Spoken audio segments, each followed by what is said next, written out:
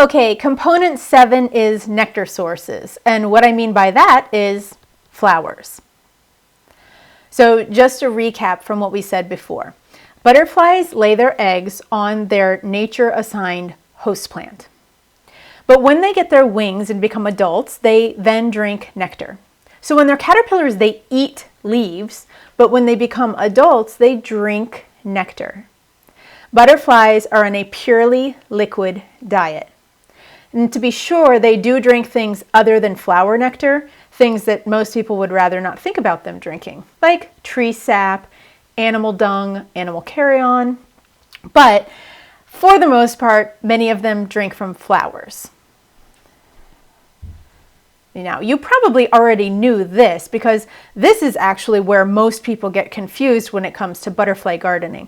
And this is why most people plant a butterfly garden by putting flowers in their yard, because they see adult winged butterflies drinking from flowers and they think that's what a butterfly needs to survive. They just don't realize that's only part of the problem or part of the story, and a very small part of it at that. So when it comes to nectar sources or flowers they're going to drink from, they are not limited the way they are with their host plant. There are certain things that butterflies generally prefer in flowers, but different species of butterflies have different preferences. We'll go over some of those now.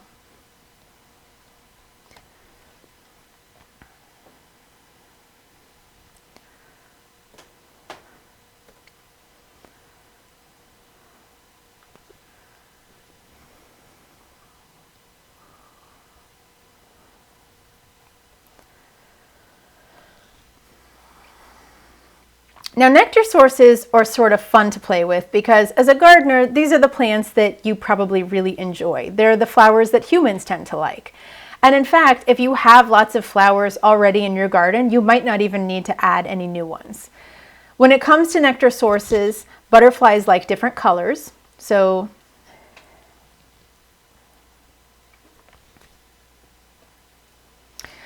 butterflies often prefer tube-shaped flowers, like this firebush.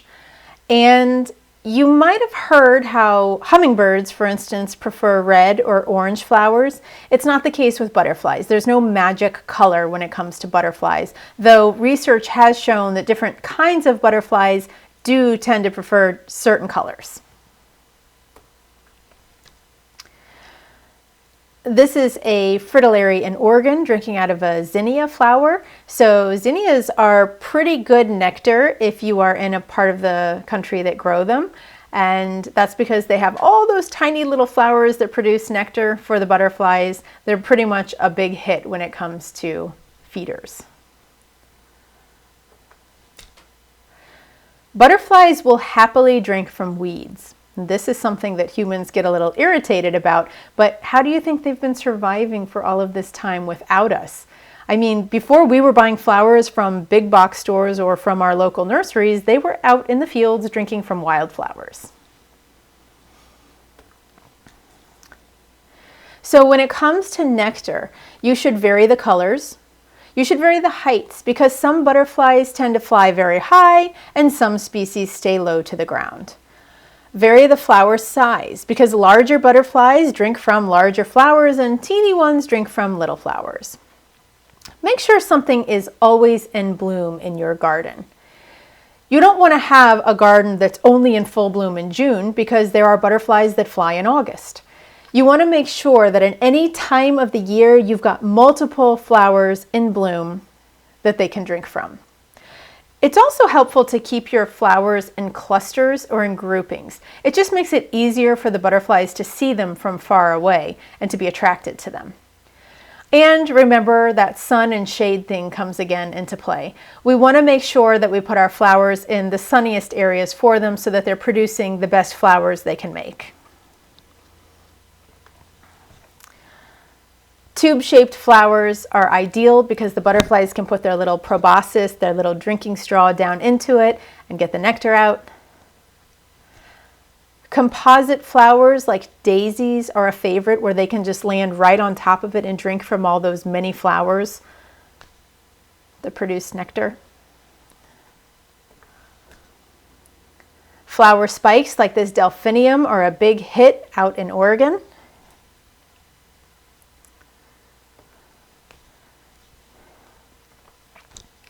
And generally speaking, another thing about flowers is they usually look pretty. I'm going to contrast that with the host plants, which are often eaten by caterpillars and may not look so good. So a lot of people prefer to put their beautiful flowers near or around their host plants to hide the fact that caterpillars are eating the other plants in the garden. Now remember, the caterpillars will not climb off of their host plant and start eating the other plants in the garden. They're going to stay to their assigned host plant. The flowers are there not for the caterpillars, but for the adult butterflies to drink nectar from. I'll see you in the next lecture.